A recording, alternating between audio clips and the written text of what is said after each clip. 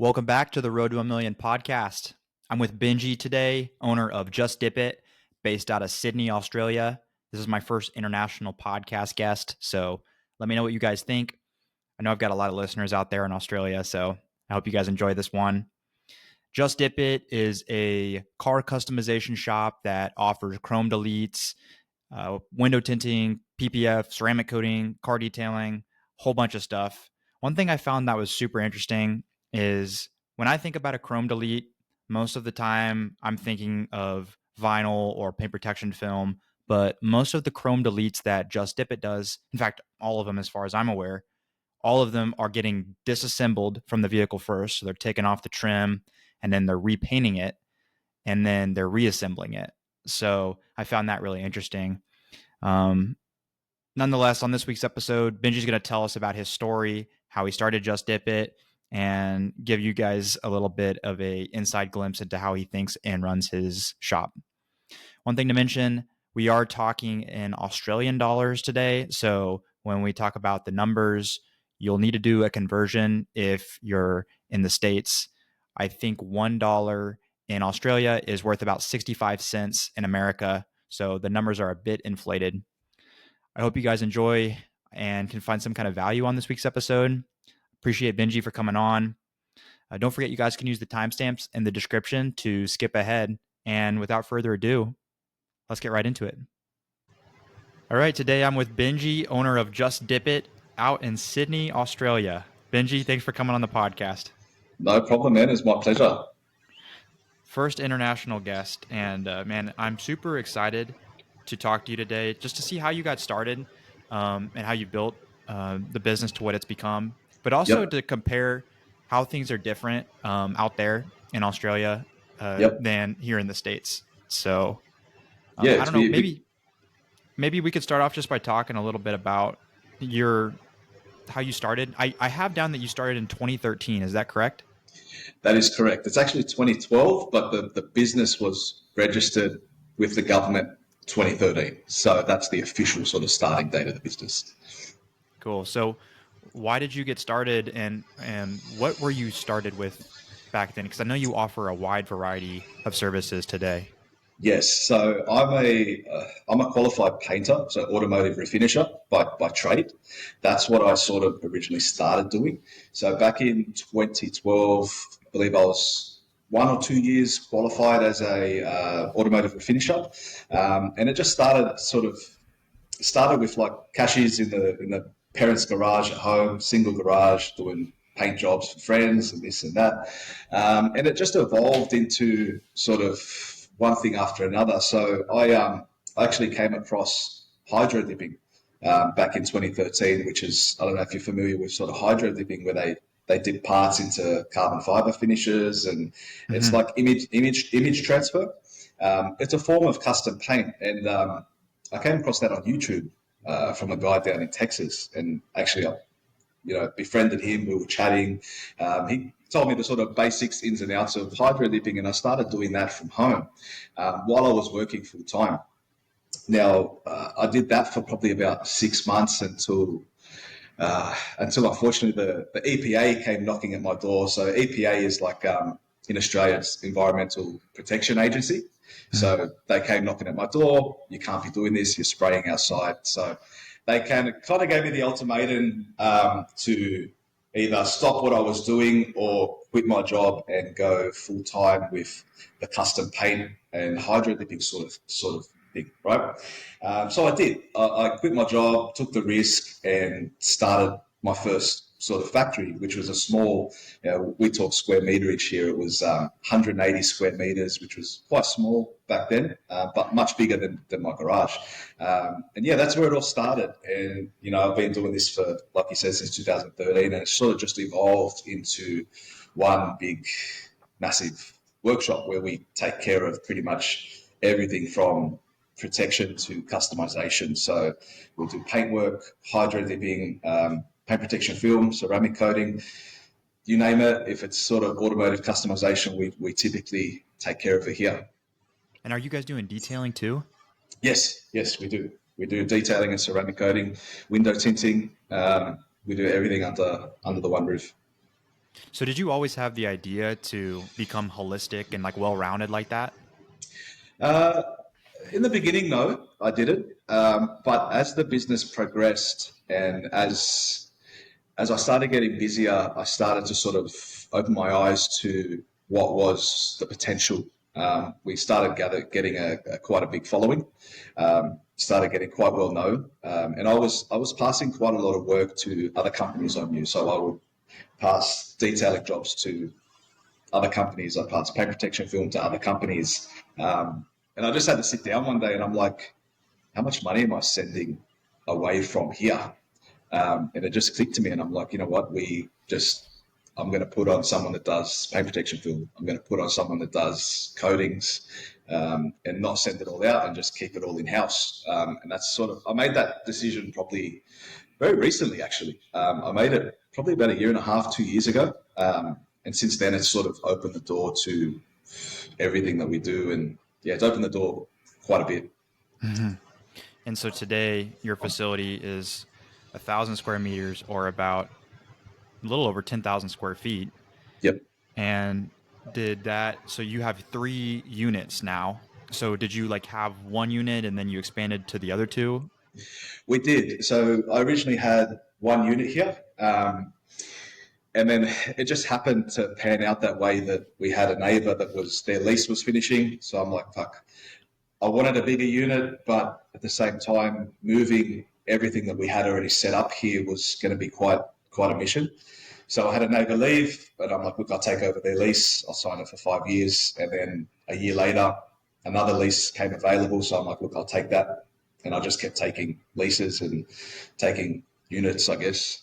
It was the best way to do it without sort of moving because like to move what we've got set up, like spray booths, paint mixing rooms and stuff like that, just the move and the close down for 2-3 weeks would have cost me well over 6 figures to Yeah. move. So yeah, we ended up just staying and taking over a couple more units.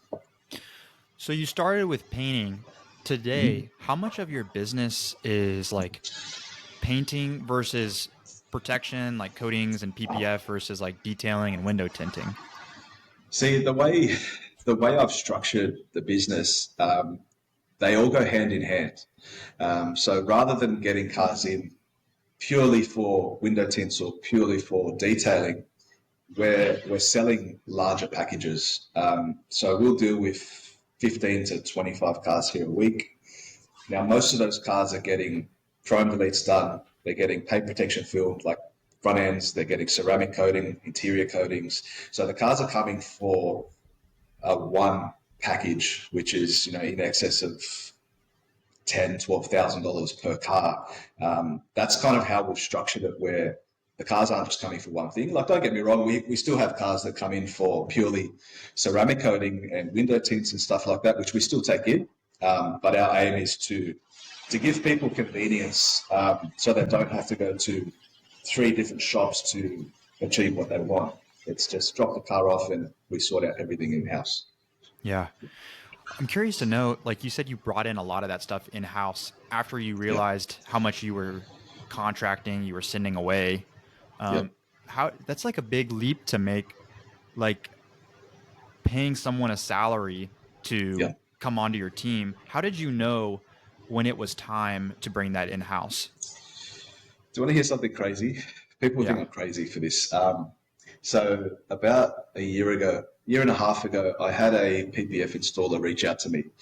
And he's like, hey, I do PPF. I'd love to work with you guys.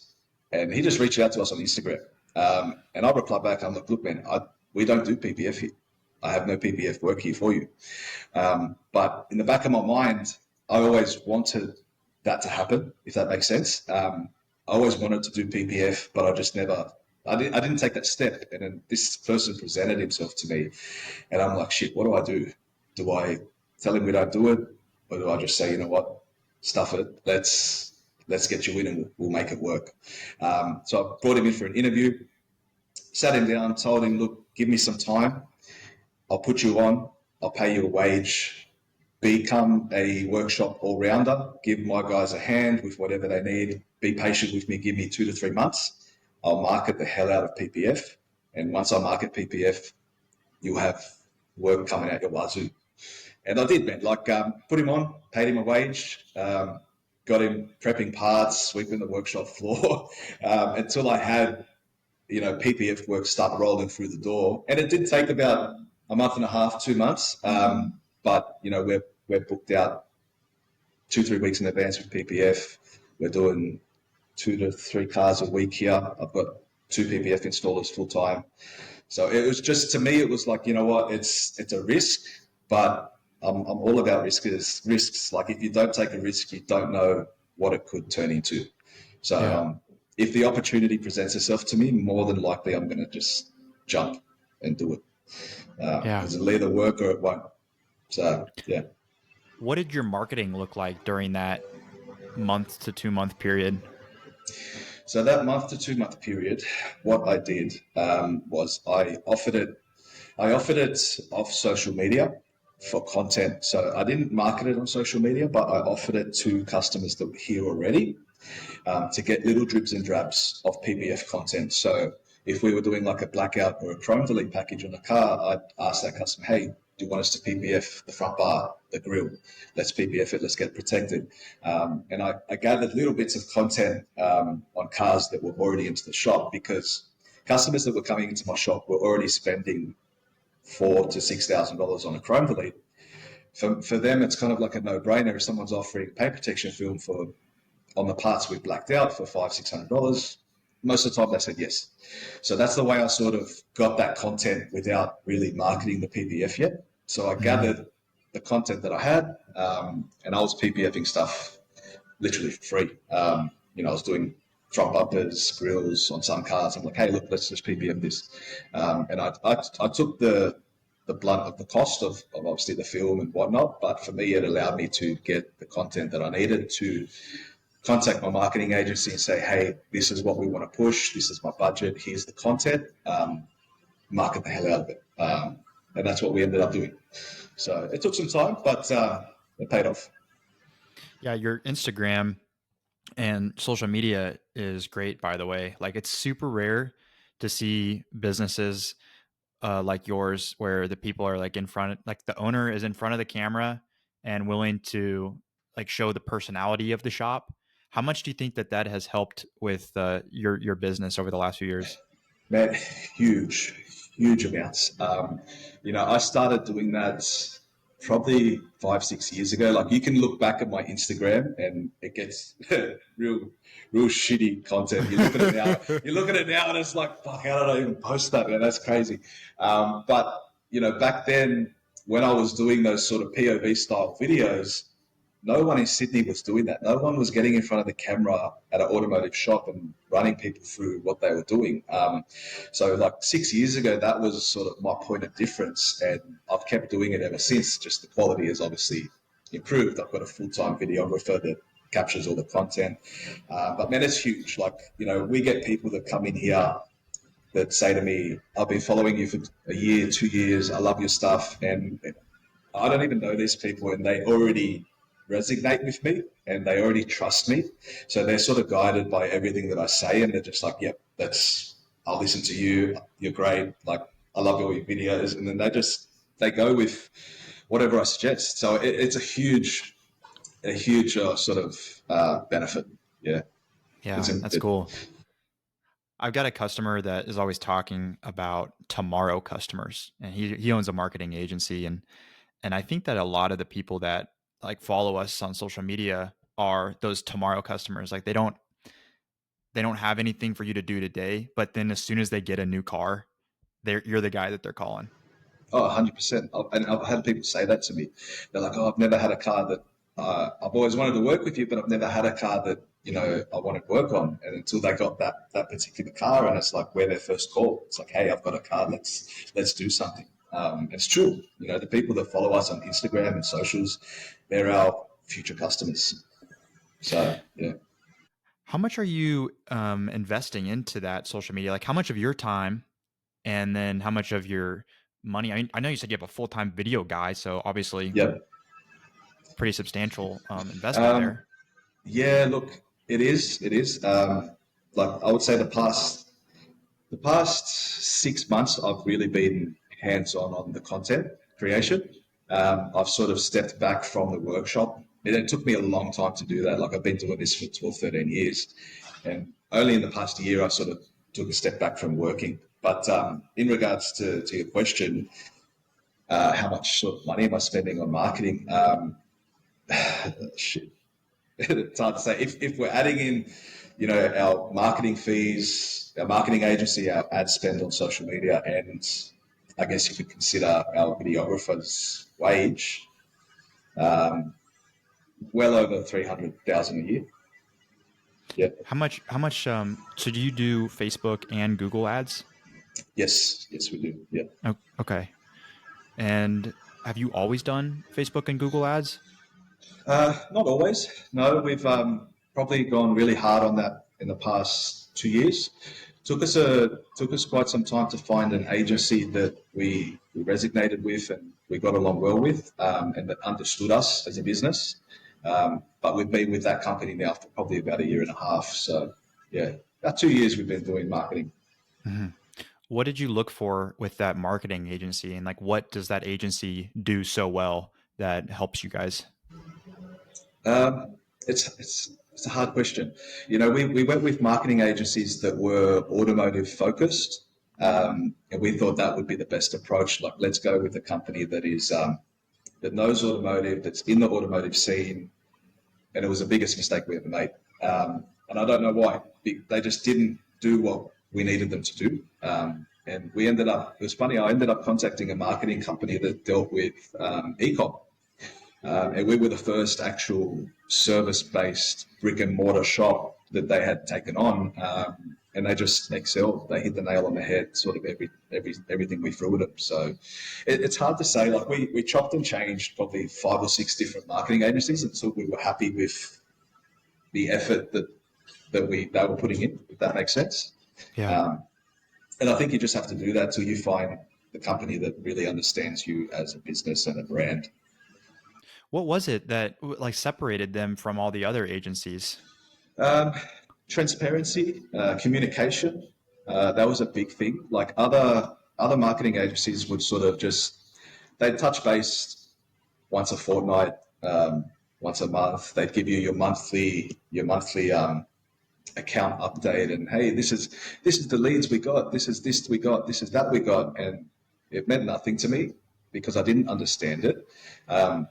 They were telling us that we got all these leads. It's like, okay, but leads are great, but they're all shit quality. I can't do anything with these leads. It means nothing to me. Where this company is sort of like, we've got a WhatsApp chat, and if I want any changes, I text them, hey guys, the leads we've been getting this week aren't so good. They're low quality. Can you please have a look and change it up?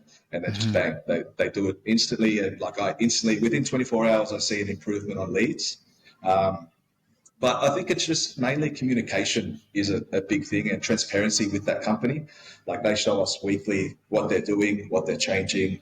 And that's a big thing when it comes to marketing, because I think if something's not working, it needs to be changed very quickly. Otherwise, you're just burning money down the drain. And I find that's what we did with the last few companies we were with. We were just throwing money down the drain.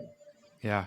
I'm assuming that when an ad stops, when you start accumulating like poor quality leads, it's probably like the creative, like the video itself, that they change. Does that sound right? Yeah, so you can get like ad fatigue. They call that ad fatigue, and it can be the content sometimes. Maybe the content's not, it's been seen too many times. But most of the time when we see an ad not doing well, look, I don't know my Google ads. That's why I pay someone to do it. But most of the time, if something's not doing well, they don't change the content. They change the analytics of the ad. So they might target somebody else. Look, I don't know in depth what they do, but whatever they do, they make it good. So yeah. So I'm assuming you would say it's worth it to hire an agency to handle that. Look, if you can afford it, yes, it makes a huge difference. And it took me a long time to get to that point where I'm like, you know what, I have spare money. I'm going to put it back into the business in the form of marketing. I didn't do that. Like I said, I didn't do that till really 2 years ago. And even when I first did it, I was like, fuck, can I afford this? Like, I looked at the sort of yearly cost of having a marketing team with ads, and it sort of blew me away. I'm like, fuck, I don't know if I can afford this. But I'm like, you know what? Let's just go, all in and give it a shot. And yeah, yeah. Yeah. I don't think my business would be where it is today if I didn't have marketing, a marketing agency help us. Hmm. Well, I've heard that there's kind of three pillars to successfully doing ads, and like one is having a good content strategy, and it sounds like you already had that. And then two would be having an agency that is, helping you target it and set the ad up. And then the third is like the sales part of it. It's like converting the leads. I don't know if you can speak to that or if you would agree or disagree. And then, but I am curious to know, like, what's your sales look like? Like, do you have someone that's managing just your sales? Myself and my wife, really. So she's come on as a business partner with me. So we typically deal with all the sales. So that'll be emails, phone calls, all the marketing inquiries we get. We typically deal with that. I'm kind of getting to my limit now where I'm like, you know what, I'm bottlenecking my own business with that sort of stuff, and it's time for me to put someone on to deal with sales and train them up. That's yeah, like that's kind of our what we do at the moment. It's just me and my wife. Hmm. So you said you did that, like you kind of stepped more into that 6 months ago. Is that right? I did. So about 6 months to a year ago, I really started to step into the sales side of things. But like I said, it's getting to the point now where I'm bottlenecking the business. So I need to make the call to put someone on. And I think that's a big thing that people need to consider is like, are you bottlenecking your own business? Are you stopping the flow of work? Whether it's, it's just you in the workshop or it's you on sales, you need to sort of be aware that you're the person that's bottlenecking what you're doing. So at that point, you've got to say, hey, it's time to put someone on. Yeah. So do you not think that you're as good of a sales guy as someone else could be? Am I not as good as someone else? So you're saying like I'm better than someone else I'd put on, or Yeah. Is it the reason, do you feel like you're bottle capping yourself is because someone else could do that job better? someone else could give it more of 100% focus than I can. At the moment, I've got a manager running the day-to-day runnings of the shop. I don't get involved with that anymore. But in saying that, I do the content creation. I still deal with the workshop managing and whatnot, but I can't stay on top of emails throughout social media, emails, phone calls, text messages. I can't stay on top of it as one person and do everything else that I'm doing. So do I think someone would be better than me? Probably not. I know my business. I know how I talk. But in saying that, sometimes you just have to let go and train that person to do it the way you want to do it and the way you would do it for the business to grow. You know what I mean? I can still do sales and stuff, but it would be good to have someone on sales that can take care of, okay, like your role is to take care of social media inquiries and phone call inquiries. And I deal with, email inquiries or maybe I deal with phone calls because people like talking to me, the owner of the business, and then someone else can deal with everything else in between. Yeah. Well, I'm curious to know, what does your sales process, your lead outreach process look like? Like when someone fills out a lead form or is interested in an advertisement, what does it look like reaching out? So look, it's something we still work on every day. Every day we're refining it. Every week we're refining it. Okay, this what used to work isn't quite working now. Let's change it up a little bit. But currently, what we do is if we get a inquiry, so whether it's from the website or HubSpot, which is our lead generation software, we'll get a HubSpot inquiry. It'll have their name, their number, their email, the car they have, the service they're interested in having done. So like paint protection, ceramic coating, chrome delete, that sort of stuff. Now, if it's a a well qualified lead. So we've got certain things that qualify our leads: high, medium, and low. If it's a high to medium lead, we'll typically give that person a call. So we'll reach out with a call, and we'll speak to them on the phone, get some ideas of what they're after, speak to them, build a bit of rapport with that customer, and then let them know that, okay, we'll put together a quote for you now, we'll send that off, and we'll touch base in a couple of days. So that's how we'll sort of handle a medium to high quality lead. If it's a low quality lead, which typically means it's an older model car, it's not our ideal customer, and we can already tell, it's a no-brainer. If a car's worth sub 40,000, they're probably not going to spend $5,000-6,000 on getting work done. So that typical inquiry, we'll just reply through email saying, hey, thank you for your inquiry. Let us know more about what you'd like to do, and we'll still nurture that lead. But most of the times, that low quality lead will end there. They just don't reply. They won't, or they might reply and then we give them a price and then it's ghosted, and we don't waste time chasing that lead. Mm-hmm. That's typically like that. It's not a difficult, huge process we follow. Most of the time, people that contact us, they know who we are already. We're very niche in Sydney. Like, a lot of people already know our brand, our name, what we do. So it makes the selling of the packages and the selling of our services a lot easier because we have a well-known brand. Yeah.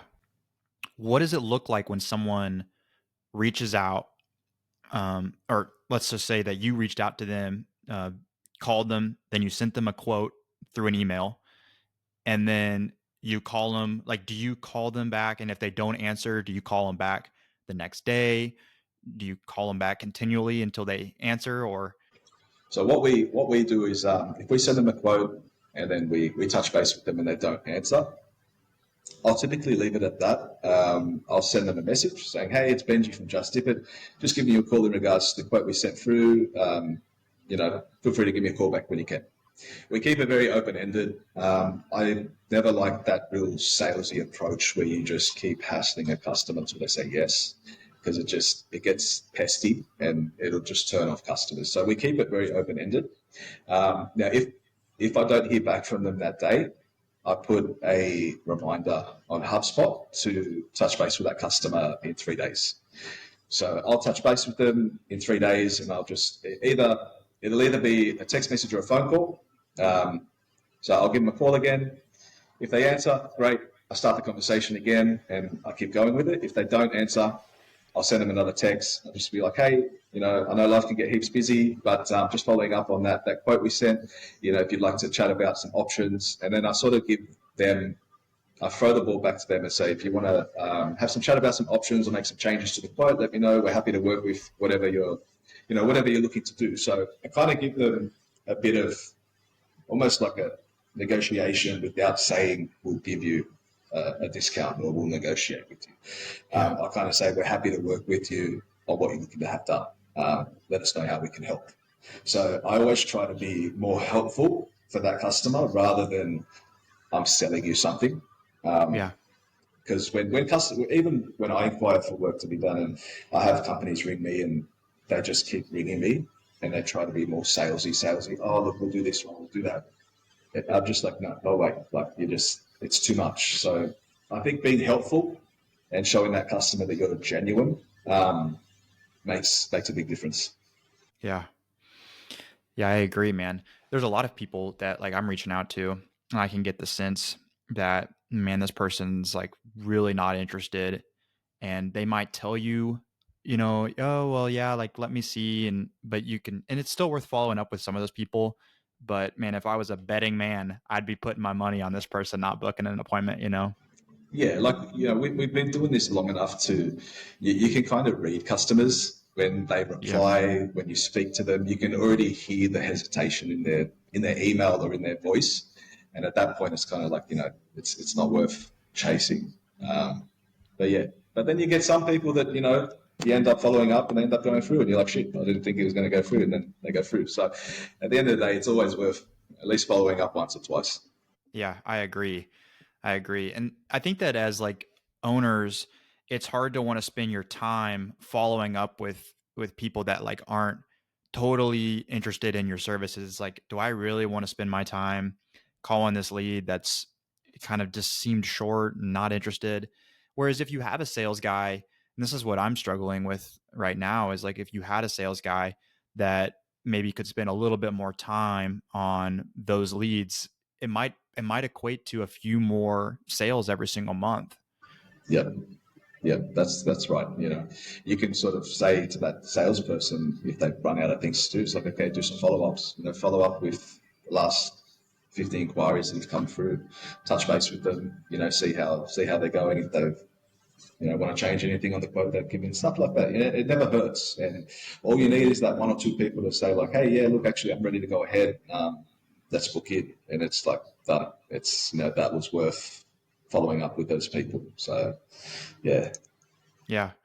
Now, a lot of the guys that I've had on the podcast, and I'm sure you're no different, talk about the experience at their shop, and it's not obviously just about offering like these services.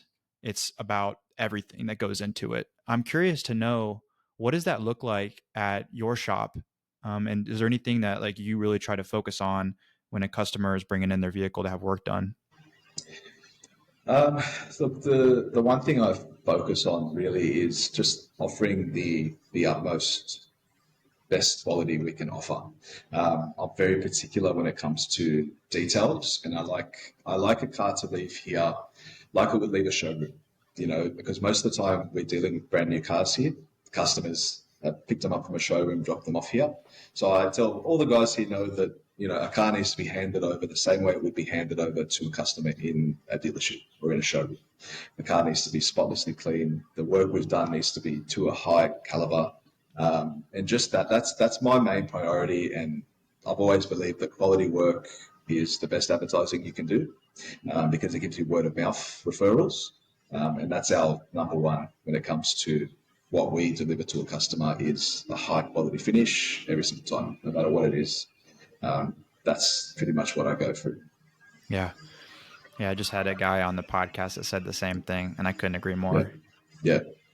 Yeah, it's very important. Like one bad referral or one couple 1-star reviews can tarnish a business. And it took a lot of time to teach my guys that they're not just dealing with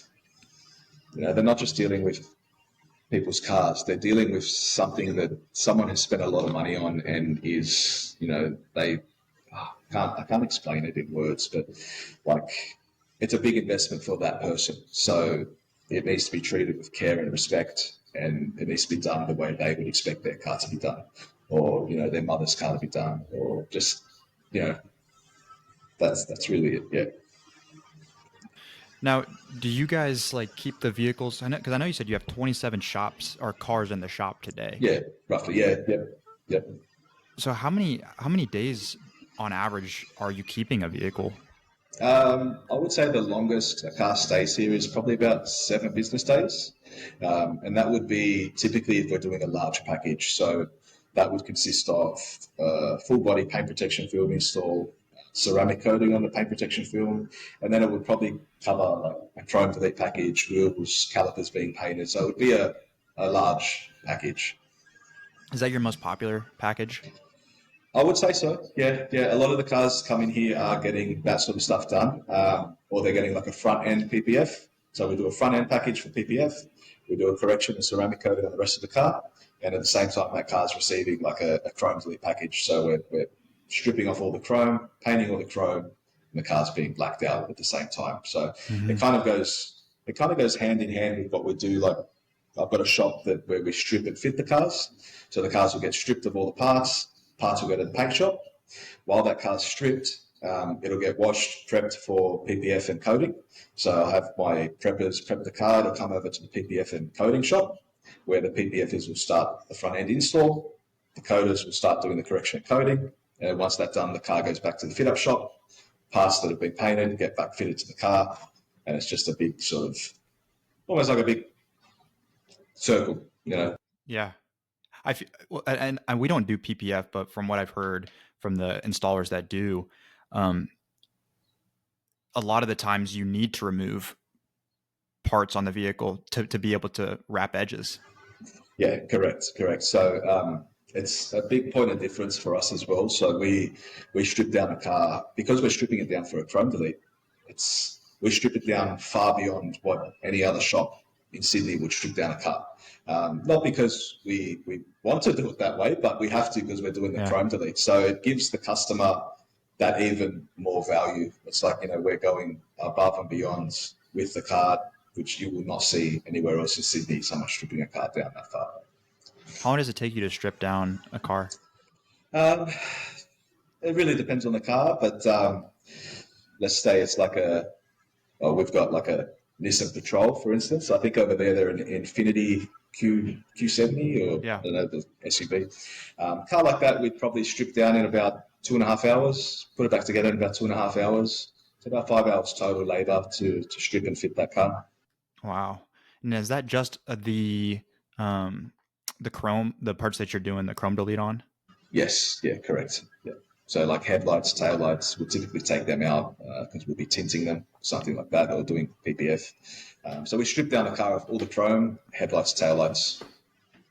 And so do you quote for that 5 hour Yep, like do you quote that a certain rate, or do you have like a shop rate yep. that you quote that at?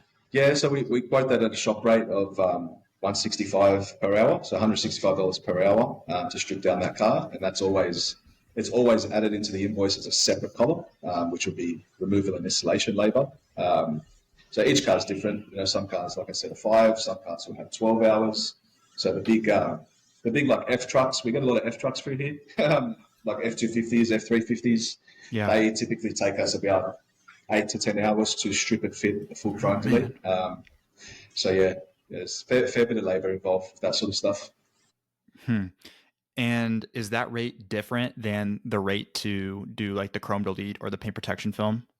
No, we keep that rate. I don't really have a rate as such for PPF or coatings. I have a package price. Yeah. We don't work it out as an hourly rate. The only hourly rate we work out is the labour because for us, it's purely labour. There's no consumables going into that labour rate. It's just labour to strip and fit. So that's the shop labour rate, 165. I see. Okay. Do you know what your rate is for coatings, PPF, and the rest of it? No, I don't. I'll be honest. I don't know the labour rate for. I don't know the rate for that sort of stuff. We work out. How can I say it? I don't even know how to explain how we work it out. We just work it out and it works. So yeah, if I don't have to delve deep into figuring out numbers and stuff like that, I typically won't because at the end of the day, if I know something's working, I know it's working. If you know what I mean. If my bank account is growing each week, then I know what I'm doing is working, and I don't need to look deep into stuff. Yeah, the only time I look deep into stuff is if shit's not working, and then I'll sort of delve deep into okay, what are we doing wrong here? So Yeah. yeah, Now, do you look at like the larger like monthly, like I don't know what you call it over there, but like profit and loss statements? Like are you looking at, like the yeah, breakdown of yeah.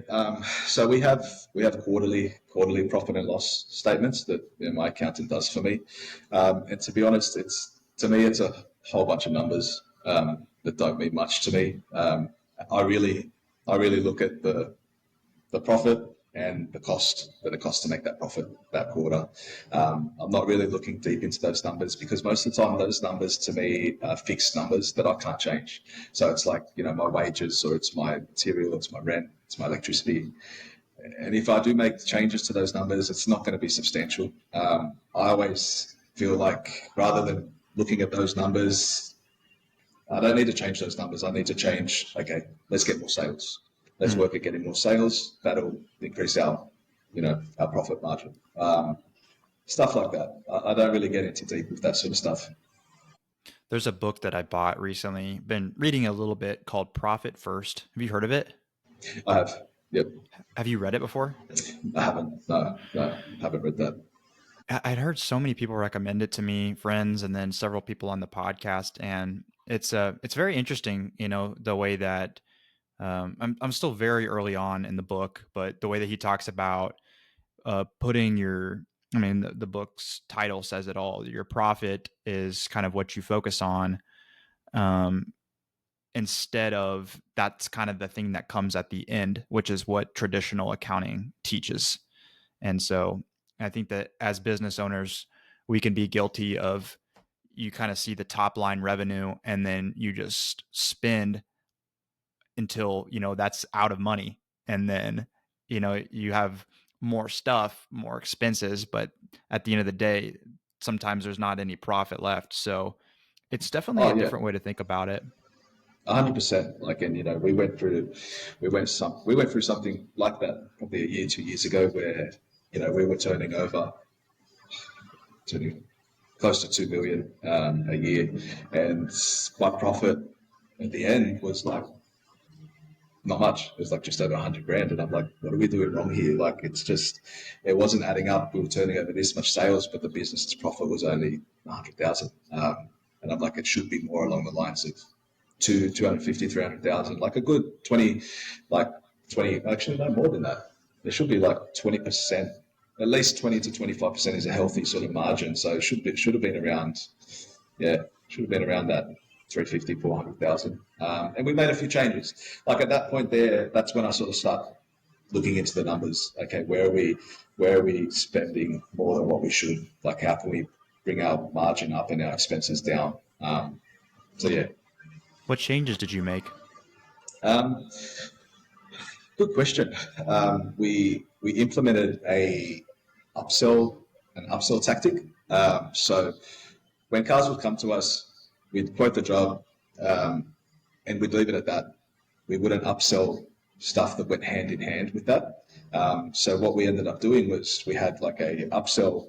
We call it an upsell playbook, which is pretty much fundamentals of upselling to a customer: how to do it, when to do it, what to target on particular jobs. We implemented that a year ago, and bumped up our it bumped up our profit margin to about 25%.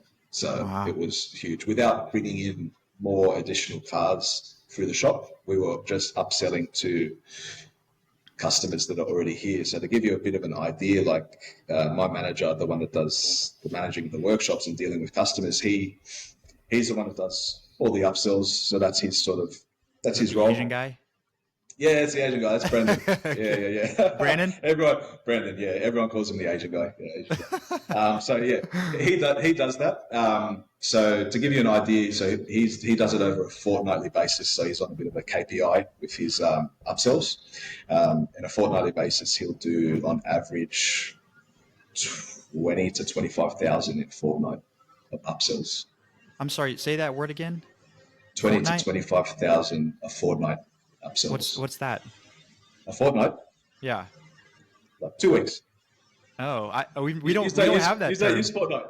Oh, really? No. I'm not talking Yeah. about the game. I'm talking about 2 weeks. That's what my head went to. I thought you Yeah, were talking about Fortnite. Fortnite.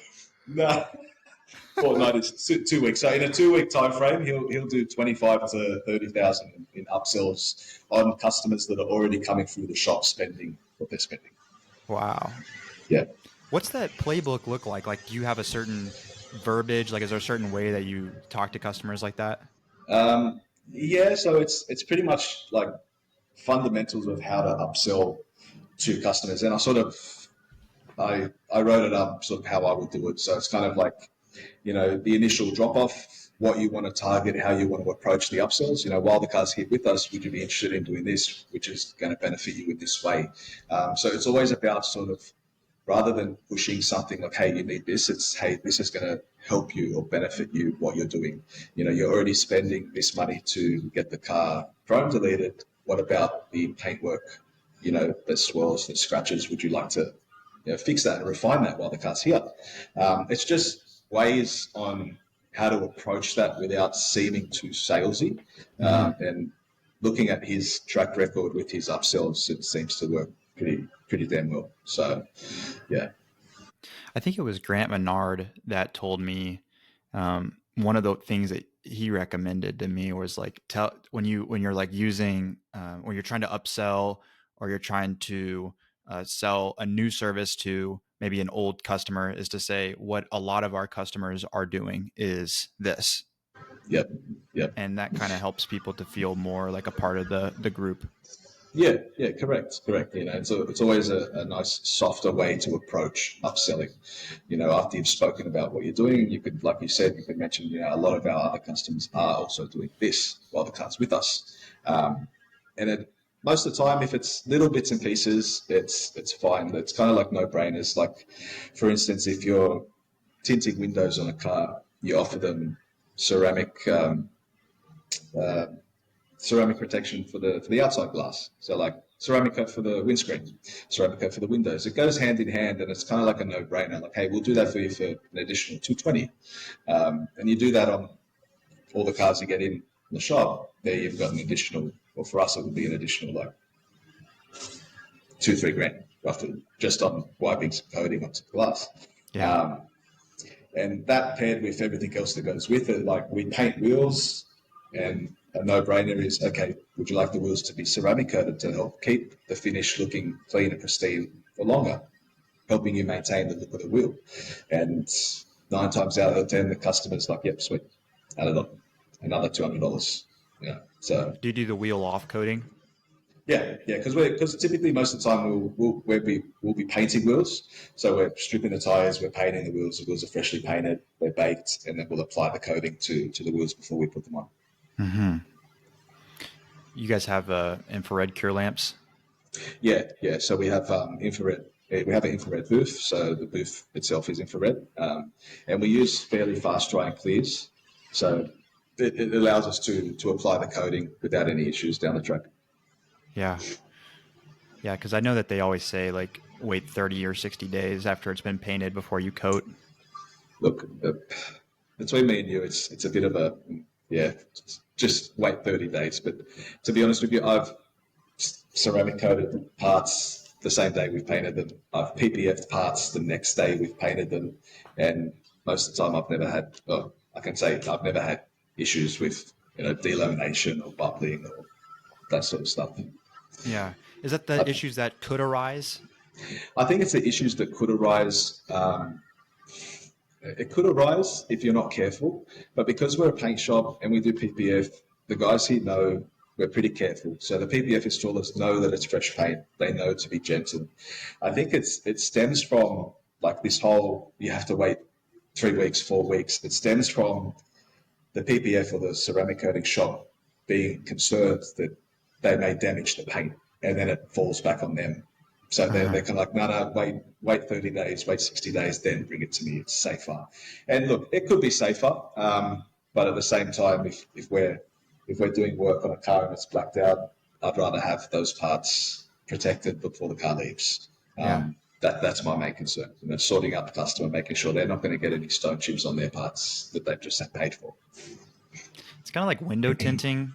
Like I saw someone roll down the window right after they had tinted it. I'm like, wait, you're not supposed to do that. It's like, well, Yeah. it's probably okay most of the time, but still it's Yeah. safe to leave it for what, 3 days, whatever. Yeah. Like So we've all done it. You know, we've had window tints. It's like, oh, put the window down. Oh shit, window. yeah. And then Yeah. nothing happens. I'm curious to know how else are you guys getting business? I mean, I know that you said referrals are obviously like your probably main one, and not to take away from that because I know that that's really important. But social media is obviously important too. But can you talk about like maybe your other ways that you go about getting business? Um, I don't know if there is any other ways, to be honest. It's hard. It's like social media is one way, like you said. Our marketing is another way. Referrals. Another avenue we've been working on lately, or where we're aiming towards, is dealerships. So dealerships for us is kind of like bread and butter. We want it to be bread and butter. I don't know if that's a saying over in the States, but It is. okay, perfect. So bread and butter dealership work. So ideally, I'd love to have 3 to 4 cars here a week that are dealership cars coming through. Obviously, with dealership cars, you have to give them the trade price, but it's reoccurring work. So it's always going to be there. We wanted to sort of grow our dealership network to pretty much take on most of the dealerships within a 30, 40 kilometre radius from us that do, aftermarket changes. So we already work with quite a few dealerships across Sydney, and they'll bring cars into us to do chrome delete work on, to do PPF work on.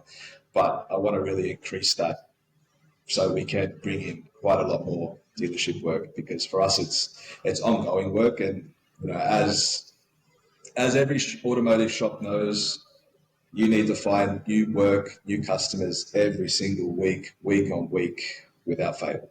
You're dealing with new customers that you need to chase. So it's good to have that sort of dealership work as security that, okay, next week you're going to have three to five jobs from that dealership that you're going to have. So that's kind of, for us, what we want to target next. Mm-hmm. What kind of dealerships are those?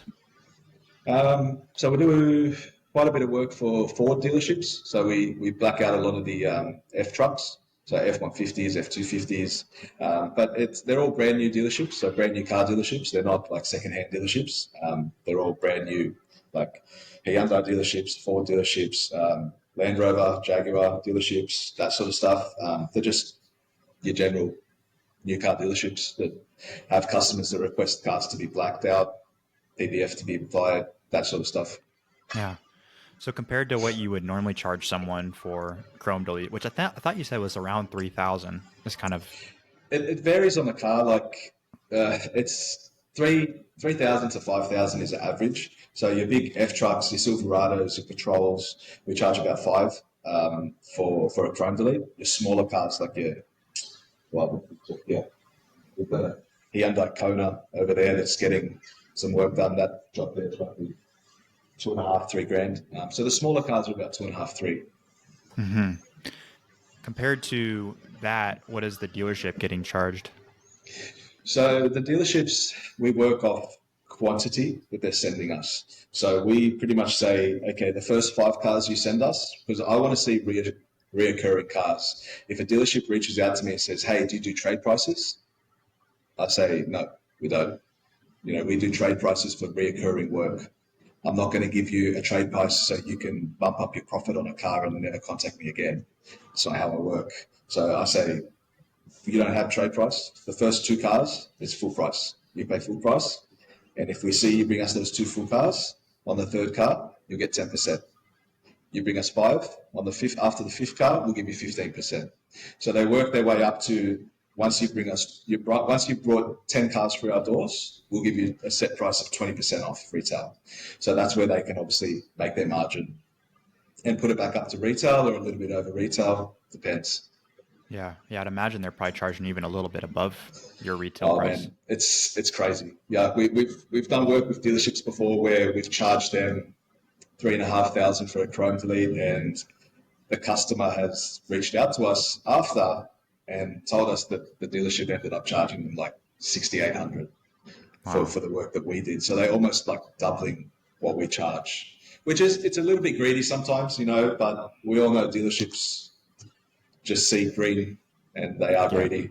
So it's their loss really, because they're not going to be selling as much as what they would if they were just being reasonable and looking after their customers. Yeah, and they lose the reputation too.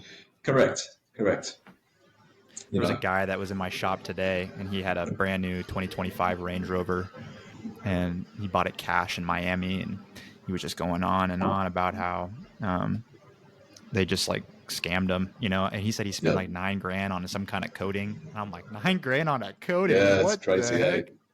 It's crazy. I've heard some crazy shit like that. It's just like, how did you even agree to that? Like, that's just beyond. Yeah. I think a lot of it's just like the psychology, like in the moment when you're there, you just start saying, oh, protection, that sounds good. Okay, yes. Yeah. Yeah, it is. You just agree to it, especially if the car's getting put on finance. You don't see that $5,000 for a wipe on coating that they've charged you. You're just like, oh yeah, okay, sweet. It'll add $10 to my weekly repayment. People don't see it, so they blindly oblige to it, and yeah. Now, are you doing window tinting for the dealerships? Not for dealerships, no, just for private customers. Okay. Is that something that you would see yourself getting into for the dealerships? Um, Look, it's crossed my mind to set up. It's crossed my mind to set up a mobile window tinting. So Hmm. put on a window. I've got a window tinter here already, but it's crossed my mind to put on someone that's mobile that can actually go around to the dealers and tint cars as another sort of avenue that we can sort of bring in. But yeah, it was everything with time. It's all just ideas that float in my head until I just do it one day. That's like that's one of the problems with being a visionary is you just have endless Yeah. ideas. Yeah, and it's sometimes a downfall because you're just like, you don't know where to start, and you just, yeah. But I want what to do you talk do? about Brandon for a minute. While we were talking about, I just mentioned the Yep. visionary. Mm-hmm. I read this book recently, still reading it, called, it's the sister book of Traction. So this one's called Rocket Fuel. Yep. And have you heard of Rocket Fuel? I haven't. No. Yeah. So it Nothing. talks about how pretty much every company um, that's successful has a visionary and an integrator. And the Yep. visionary, it sounds like more like yourself, is like the guy that's always coming up with the ideas. He's usually the Yep. founder. And then Yep. the integrator is like the CEO usually of the business, so he's kind of the one handling like the day-to-day operations. It sounds like Yep. that's a little bit more like Brandon, the integrator. Would you Yep. say so? Yeah, I'd say so. I'd say so. Like me and him are pretty much on the same wavelengths. We understand each other. Um, we work well with each other. I'll float ideas with him. I'll be like, what do you reckon of this? And he'll be like, yeah, it sounds like a good idea. Like, let's implement it. Let's do that. So he's kind of, you could almost say my right hand man, without being, without being a part owner, I guess. He's still an employee, but he is my right hand man when it comes to making decisions, when it comes to running the business. I can like I just took 2.5 weeks off because my wife gave birth to my second son, and he ran the shop 2.5 weeks. The shop still made sales. The shop was still profitable. So a lot of trust relies with him. When did you find him? He joined me about 4 years ago. So he's the longest term employee I've had here. Yeah. Mm-hmm. And how did you find him? He reached out to me, and when he reached out to me, it was so 4 years ago. When he reached out to me, I was a one-man band. It was me, one shop, and he still says to me today when he came to me for a job, it was meant to be just a stepping stone for him. So it was meant to be just a for the time being, I'll get paid and I'll move on to something better. Like I'll work here for the time being. And then he just ended up getting stuck here, and now he's pretty much the manager of the shop. And yeah, he's he's pretty good. He's pretty good. You must take care of him, man. Oh, you can. I'll take care of him. I'll make sure he's not going nowhere. Trust me. Trust me. What are Employees his like like? me, yeah, Yeah, man. Employees like him are. Yeah, I they're agree. important. You need to look I after them. agree.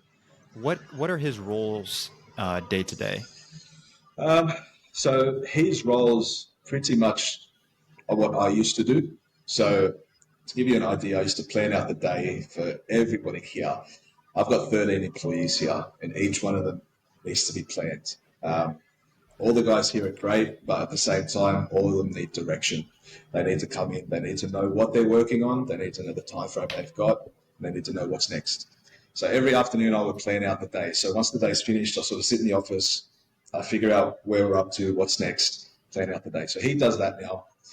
He manages the shop. So he manages the shops actually. So all three of them with the different employees in them. He'll go around, check up on them. He deals with customer drop-offs. He deals with customer handovers. He is pretty much the face of the business when you're coming here to drop off a car. He'll talk to you about the scope of work. He'll do the upsells, and he'll even do the aftercare sale. So like he'll ring them after, see how everything's going, get them in for their checkups. You could pretty much say he deals with the runnings of the business when it comes to dealing with customers and employees. Yeah. Do you see customers ever, or are you totally out of that? No, I do. I do see them. I'm in a different office away from all the noise. So I'm in the PPF shop, which is a little bit quieter. I just find myself I can focus here better. But sometimes I deal with customers. Most of the time, I deal with them over the phone, booking email. and I'll let them know, Brendan will be there on the day for you to take over the car and hand over the car. He'll go through all the scope of work with you. So I inform them. So it's not just like they're talking to me and then when the car shows up, I'm not here. So Yeah. it's a bit of a process, but yeah, most of the time, if it's a customer that really wants to see me, Brendan will come get me and he's like, "Hey, this customer wants to see you." So I'll go speak to the customer. So was Brandon doing, like when you hired him on in the beginning, was he doing Yep. the work? He was. So he was employed as a stripper and fitter. So he is a ex Audi tech. So he used to work at Audi as a technician, mechanic. And then he pretty much came to us doing fitting and stripping. So he would strip down the cars for the work they were getting done. He'd fit them back up. And he's also got experience with the corrections and coatings. He used to run. He partially started his own business with a friend of his doing corrections and coatings. So he was doing a little bit of that as well. So he's quite knowledgeable in those two industries. Yeah. That helps with talking to customers, I'm sure. Yeah, it does. It does. So When did you yeah. know that he was going to be your shop manager? Um, I floated the idea with him probably about 2 years ago. Um, he was the most trustworthy that I had here. He was the most trusting that I had. Me and him got along on a different level than everybody else. And at that point there, I knew that sort of he was the one that was going to be taking that role. And it took me time to get employees to replace him, because at the same time I took him out for dinner and I said, "Hey, look, this is a new role. This is what you're going to be doing, but look, give me time. I've got to find some guys to replace you with first before I can get you out of the workshop and into the office." And he waited patiently. He waited like a year and a half actually before I actually found someone to replace him. And then as soon as he was trained up, then Brendan sort of moved up into his new role, which is what he does now. And was he like jam packed busy the whole day whenever he switched to that role, or was there still time to like install or uninstall, I Um, guess? we started it where I would allocate one or two small jobs for him to do in the workshop, and then the rest of it would be upstairs in the office. So he would update. We've got a program called Coast. We use it to schedule jobs. So he'd update our program for the scope of work. So each painter or each employee has got an app. They open up, type in the reg of the car, and it'll bring down the scope of work for that car.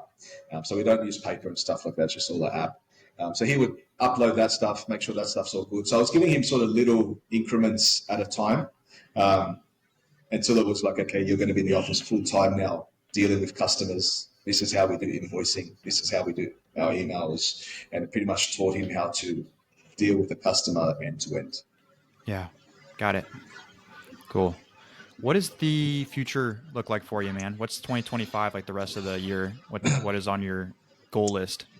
2025. Uh, there's not much this year left, man. This year's That's already right. gone. It's crazy, eh?